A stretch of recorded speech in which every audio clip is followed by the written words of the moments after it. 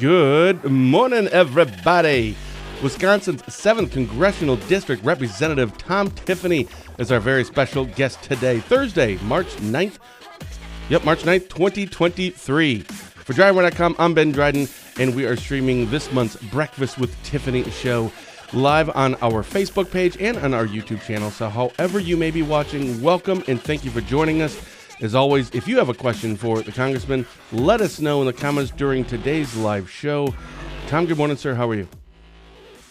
I am good. I'm good. Can I make a couple announcements at the top of the show? You could do whatever you want, man. First of all, yesterday was the 23rd birthday of my middle daughter, Lexi. So happy birthday to her. Happy birthday. And yeah, I made sure sent her birthday Attaboy. recognition yesterday morning. And so anyhow, so her birthday yesterday, big day. And in fact, the text I sent to her yesterday morning, I said, hey, how about if I work on trying to make March 8th a national holiday? And she gave me a thumbs up. I'm not sure it's going to work.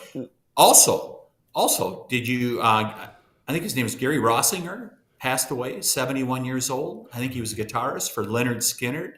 Oh. Last of the original members of Lynyrd Skynyrd, one of the greatest rock bands in the history of rock and roll. Wow.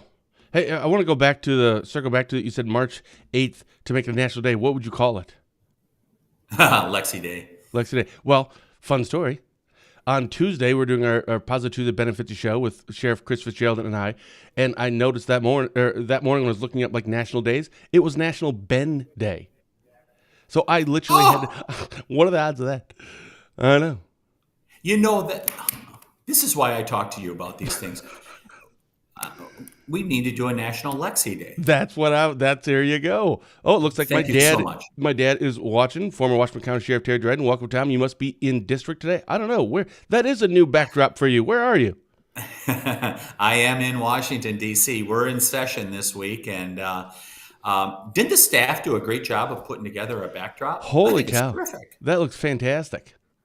Yeah, looking good. Yeah, it really is. Yeah, your staff. Where Now, would you be without your staff? Actually, I'm not going to apologize, but I'm going to acknowledge that you can see the one town that is listed in the background, and there's obviously hundreds of towns that are across the 7th Congressional District. I had to put my hometown up. So, Minocqua. Is that what you're for? Okay. All right. So I had to do that. There's so many great communities that could be put there, but I put my hometown, and I hope people will understand. If I send you one that says Spooner, and what have you always called DrydenWire Spooner, the world headquarters of DrydenWire? You should put that up. Yeah, we'll send that to you. Well, get your plaque made up. World headquarters, DrydenWire, Spooner, Wisconsin. We'll get it up in your district. All right, the show is already going way off the rails. So I only had one thing that I wanted to talk to you about, and I don't know if you want to talk about it now. I told you right before the show. I had it up on my phone. It was just regarding a press release that you had sent out and that we had published. I think it was a couple days ago. Is now a good time for us to get into that? Fire away. Okay, hold on. Now I got to find it. I got it. There it is. So here's the headline from a press release. Tiffany introduces legislation to protect American sovereignty against World Health Organization. In the intro here, it says, today, Congressman Tom Tiffany led 14 of his House colleagues in introducing the Know Who, as in WHO, World Health Organization, Know Who Pandemic Preparedness Treaty Without Senate Approval Act. That's a mouthful. Legislation would require any convention or agreement resulting from the work of the World Health Organization's intergovernmental negotiating body to be deemed a treaty requiring the advice and consent of a supermajority of the Senate. Yeah, I have no idea what that means. So what's going on? Yeah, so what's going on there? The World Health Organization, which is, this multi-government entity affiliated, I believe it's affiliated with the United Nations. And so the Biden administration has an envoy to the World Health Organization who has said, in fact, let's see, I've got the exact words here.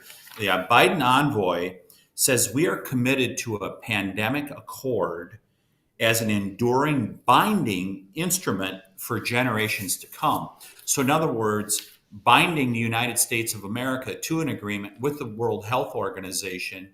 And what the bill I introduced, along with Senator Johnson from Wisconsin, it says that in order to ratify any agreement with the World Health Organization, you have to treat it as a treaty. And under I believe it's the Constitution of our country, any treaties have to have a 2/3 vote of the United States Senate. And I think that's appropriate in this case. If you're going to enter into such a broad agreement that affects the health of all citizens of the United States, then it should be done as a treaty if you're going to enter into this international agreement. So real simply, it would require a 2/3 vote by the United States Senate to do this. Now, part of the reason that we're doing this is the World Health Organization has not conducted itself in a manner that has been helpful to America over the last few years. Let's go back to December of 2019, when the Taiwanese government, they went and warned the World Health Organization there may be an organism in Wuhan, China, that is could lead to a pandemic, that they have real problems, perhaps even in this laboratory, but certainly in Wuhan, China. They were warned, the World Health Organization, that you may have a problem here. They ignored it. In fact, they did even more than ignore it. They went and just swept it under the rug and did not call out the Communist Chinese Party, the Chinese Communist Party. They did not call them out to be more open and transparent. And we saw what happened over the course of a couple years. Hundreds of thousands of people died. It disrupted the world, and the world still has not recovered from it. And the World Health Organization did not do their job in holding the Communist Chinese government accountable. We should not be letting the World Health Organization dictate the healthcare, the health proposals that are being put forward if for no other reason it breaches the sovereignty of our country. So if what you are proposing right now, if that was in place in 2019, what would that have looked like then? So, the World Health Organization would have done their thing. What this is, what the WHO and the Biden administration are proposing here, this is forward-looking, saying we're going to have this agreement where the World Health Organization basically has a say in how we conduct our healthcare policies here in the United States. There is no international organization like the World Health Organization or any others that should be having any say legally, in a legally binding way, for the people of the United States of America. That should only be done by the Congress of the United States of America or the president. And the president's trying to offload this to this multilateral organization, the World Health Organization. We should never do that for anything, and especially for our healthcare. Well, I'm looking further down in your press release, and the 14 members of Congress co-sponsored Tiffany's Know Who Pandemic Preparedness Treaty without Senate approval act includes, and I'm not going to go through the names, but I'm seeing mostly, I think all of these are Republicans from just briefly looking at it. And it does say, you're right, Senator Ron Johnson has introduced identical legislation in the Senate. He's joined by 43 senators, including, and then all their names, but I see a lot of R's next to their name. So this sounds like it is a Republican thing. First, is it? And second, why aren't your Democratic or your Democrat colleagues or people that are listening to the Democrat, why aren't they getting behind this? What is the hang up? Yeah, that's a really good question. So you're accurate in your analysis there that it is Republicans. Senator Johnson got almost every Republican senator to sign on to it. I have 14 of my colleagues. We wanted to get it out the door because we thought it was so important to do that. Otherwise, I think we could have gotten a lot more people also. I'm hoping that my Democrat colleagues will come along here as we go along. Think about the information that's been revealed now over the last couple months about the response to COVID. We found out that masks really don't work, that they don't have much effect. We're finding out that natural immunity is more powerful than vaccinated immunity. We're finding out that lockdowns did not work. I mean, we're seeing information coming out steadily in regards to that. We're finding out that the social media companies stifled those doctors who said, maybe there's other ways in which we could treat this rather than simply following along with what Dr. Fauci was saying. And we're finding out that that was stifled also. So we're finding out all these things. And now we've had numerous people, including everybody from the FBI director to yesterday, the former head of the Centers for Disease Control, Dr. Redfield, said it's almost certain that this virus came from a lab and that it was man-made, and that lab being in Wuhan, China. So it's becoming more and more evident, I believe, for most people that give this an honest look, that look at it through, they take off their partisan lenses in their glasses and they look at it straight up. I think it's becoming more and more evident that this was released from the lab in Wuhan, China, and we need to get to the bottom of it. And we should not trust the World Health Organization because they went and covered for the communist Chinese government rather than being honest brokers and saying to China, you got to release all the information. Way back early on in December 2019, January 2020, we may have been able to head this off if the World Health Organization had done their job. Since they've proven we can't trust them, any agreement with them should be subject to a treaty ratification by the United States Senate. I just want to say good morning to Representative Gabe Magnifici and to Renee. And I don't know if you can see the comments, if you have that up on your end, Congressman, but Steve had a question there. Can you see those comments? I didn't put it on the screen yet. Yeah, I see they've been popping up, but I did not see the question from Steve. What was it? Yeah, here it is. How can we get away from the predatory practice of overcharging facilities to cover RN, LPNs to places that are short-staffed? Well, one of the ways in which we could do that, and we're attempting to do that in the House of Representatives, is saying to healthcare facilities that you should bring back all the people that you laid off that chose not to be vaccinated. In particular, I think about a major healthcare facility that is operation that's headquartered in Minnesota that has significant operations in western Wisconsin. I believe they let go about 500 people a couple years ago because they chose not to be vaccinated. Now remember, having natural immunity is as strong, if not stronger, than having vaccinated immunity. These people made a conscious decision about their health that's being vindicated that they probably made the right decision about their health. Yet that healthcare system let them go. They should bring those people back to begin with. Bring them back in with open arms and say, okay, we've got new information. We probably should not have done what we did.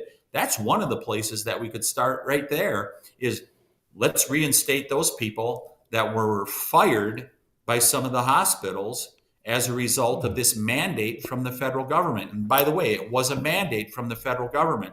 And this is where Dr. Anthony Fauci needs to be held accountable because he's the one that jammed these mandates on the American people. He was the voice of doing this.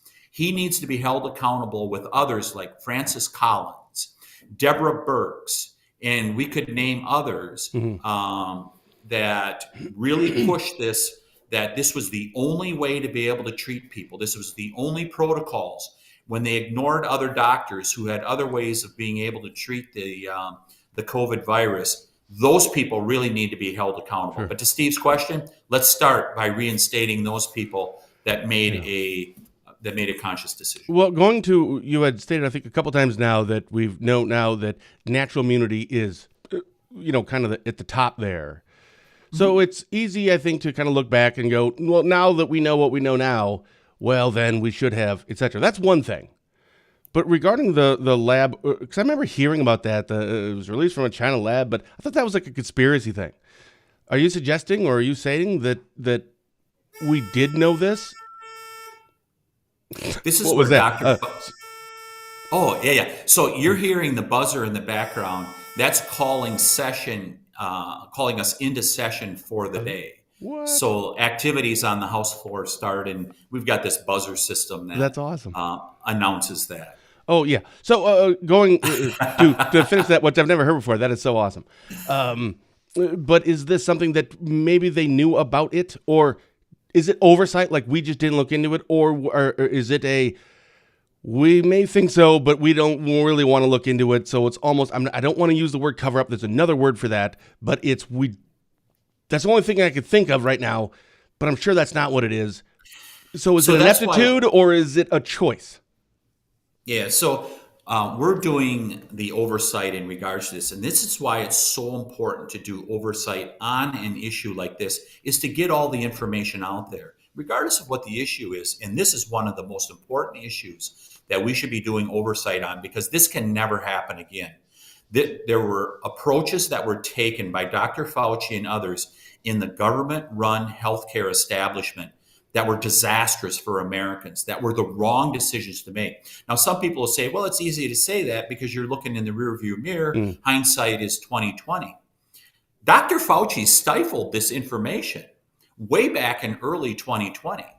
He did not allow this information to come out. In fact, he specifically said that, oh, this lab leak theory is probably not correct. We believe that this was an animal mutation that happened. That's how this happened. And if you remember people are all focused on bats and coronavirus and stuff like that. A lot of that was driven by what Dr. Fauci was saying. I would say one other thing. At the end of 2020, Dr. Francis Collins, the head of the National Institute of Health, sent an email to Dr. Fauci saying, you got to stop this stuff where some doctors are talking about using alternative medicinal cures for this, using alternative medicines to be able to provide care for these people. You got to stop it. And that was the precise time Dr. Fauci said, hey, ivermectin is a horse medicine. Why would you give people horse medicine? Well, it turns out ivermectin is one of the safest drugs for mankind that you will find. It's been used for a long time. And so Dr. Fauci was stifling this information and saying, it's my way or the highway.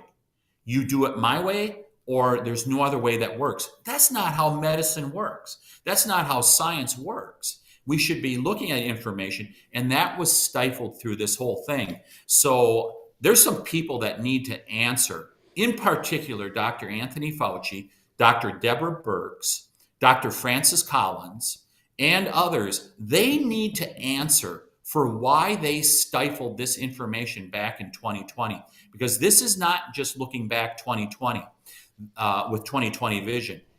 Some people were highlighting this and their voices were stifled, including by the social media companies. All right. Well, to kind of put a bow on this, well, I didn't know we're going to talk, which is fine. I love just, and again, that's what these shows are. Is we don't know what we're going to talk about, and some could go 5 minutes, some could go 20 minutes. And maybe this is too much speculation, and maybe this is something you can't answer. But if this was created in a lab, do you have any knowledge as to why? What was the virtue?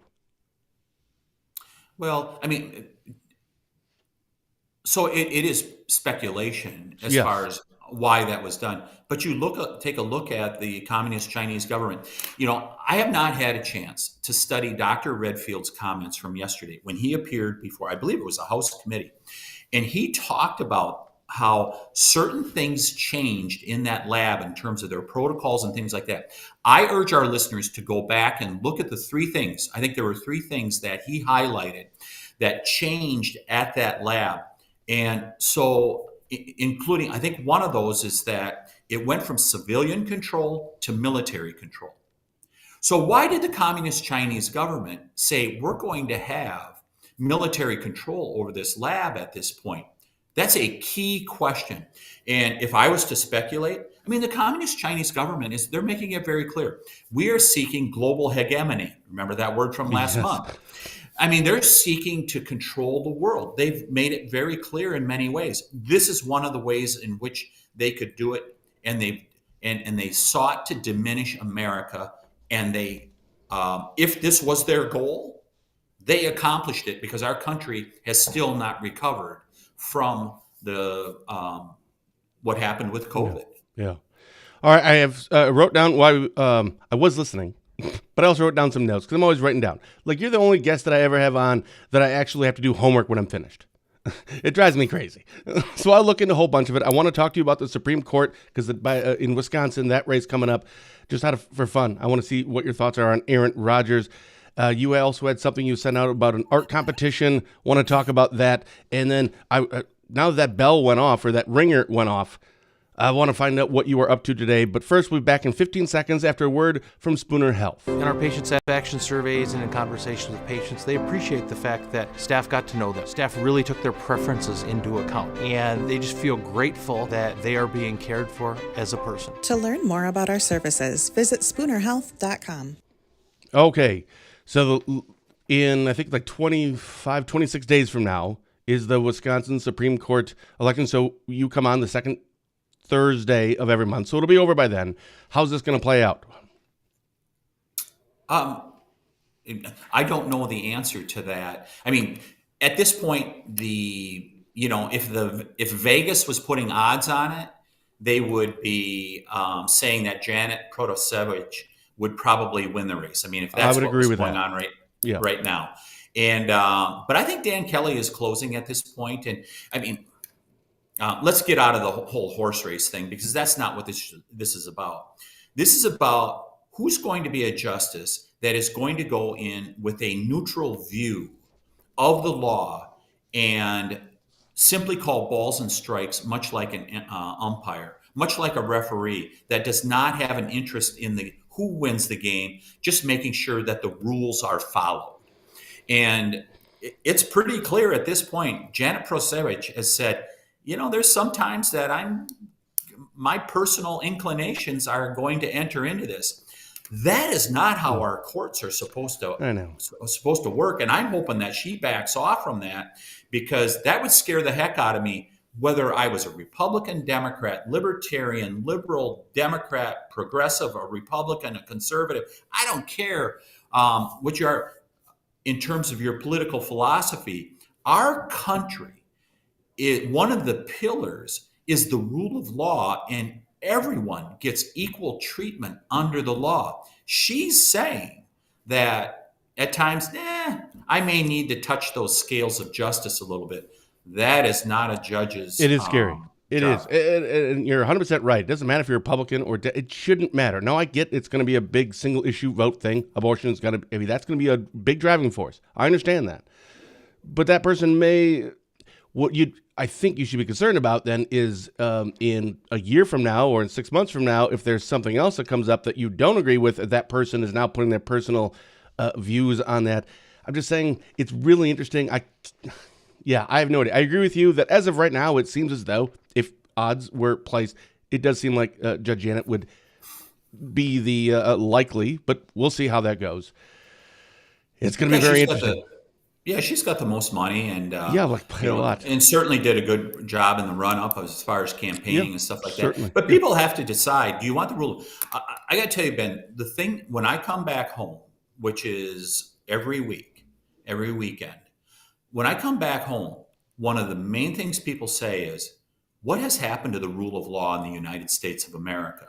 We've got a lawless border. We've got an FBI that is trying to tip the scales by working with social media companies against certain people. I mean, you have all these, go to Minneapolis, you want to see a lawless city. And this lawlessness continues to go on. And people in America really need to decide, are we going to have rule of law in our country? Because I know for a lot of people, they're deeply concerned about that at this point. And we don't want our Supreme Court to head that route. Because our Supreme Court in Wisconsin has a long, proud tradition of not being a political body, of largely calling balls and strikes. They've had a pretty good reputation over the decades. God, we'd hate to lose that, because think about what happens then. You have small businesses that say, we're out of here. If we can't count on the rule of law, we're not going to be here.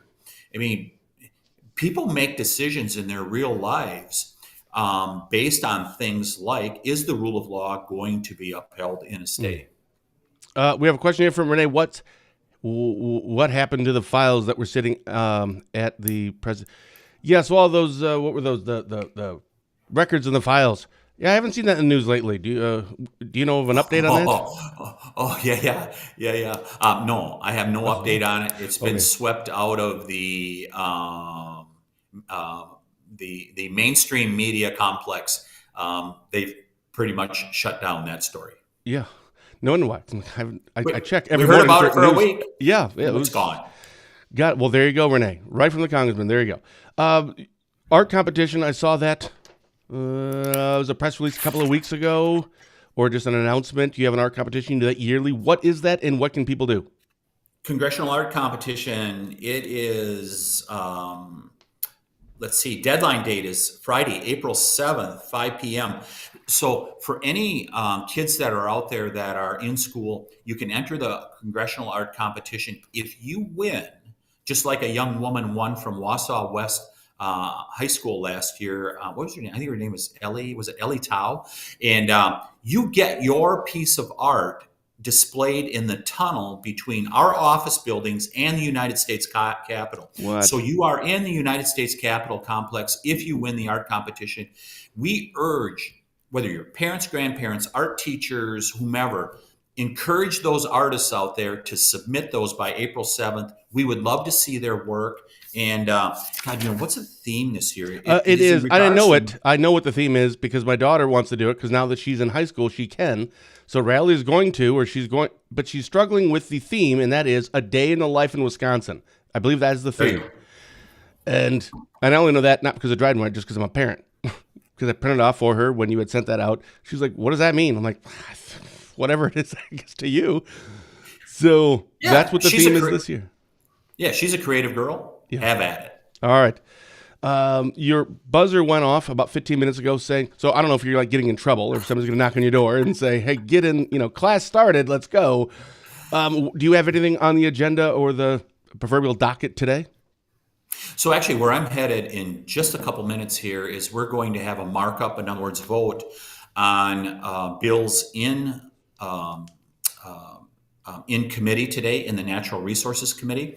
We have a number of natural resources bill, including putting some reforms in place in regards to the regulatory processes. One of the big complaints that I hear, Ben, is it takes so long to get permits issued. I mean, we've seen permits that have taken as long as 10 to 20 years to be decided on. And so we want to put some certainty in that. One of the things is that, okay, when you submit a permit application, it has to be dealt with in a certain amount of time. I'm sorry to interrupt, but a permit for what? A variety. So anything that has a federal nexus. So let's say, for example, if we have a harvest on the national forest, on the Chequamegon-Nicolet National Forest, it has to go through something called the NEPA process, which is NEPA, National Environmental Policy Act, that was passed 50 years ago. Landmark piece of legislation, so that we got to make sure that we're protecting the environment. It's a good thing. Well, it's been weaponized now by some of the extreme environmentalists where they'll drag these out for years. I mean, we've seen potential harvests on the Chequamegon-Nicolet that should be done. They'll get tied up in litigation for like 5 to 10 years and they will not get their permits as a result of it.